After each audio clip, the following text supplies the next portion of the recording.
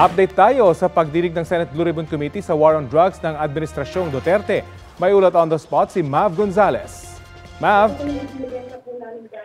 Rafi, sabi ni Senate Blue Ribbon Subcommittee Chairman Senador Coco Pimentel ay pagkakataon na sumagot ng mga inaakusahan sa war on drugs dito sa kanilang pagdinig. Matter of great public interest o mataas daw ang interes ng publiko sa kung paano ipinatupad ng Pilipinas ang war on drugs, lalo't mahirap daw na sabihing nanlaban lahat ng namatay sa war on drugs.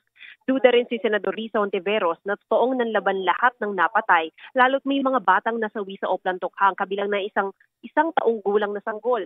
Nasa pagdinig si Senador Bato de la Rosa, ang PNP chief na unang nagpatupad ng war on drugs.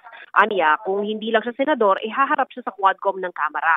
Pero meron daw silang interparliamentary courtesy. Inulit naman ni Senador Bongo na dating Special Assistant to the President ang pagtanggi niya na may reward system sa kampanya kontra droga ng Administrasyong Duterte. Kailanman daw ay hindi siya humawak ng budget o finance matters kahit nung alkalde pa si Duterte. Nakakalungkot daw na bumaliktad yung mga dating sumusuporta sa war on drugs.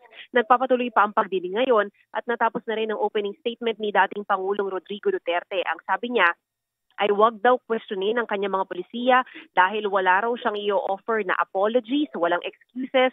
Quote, ito ang kanyang mismong sinabi, I did what I had to do.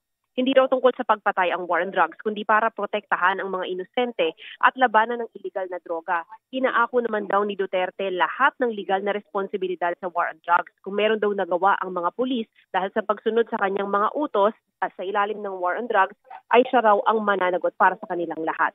Yan muna ang pinakasariwang balita dito sa Senado. Nagpapatuloy pa rin ang pagdinig ngayon at nagsasalita naman yung pamilya ng mga biktima ng extrajudicial killings. Rafi?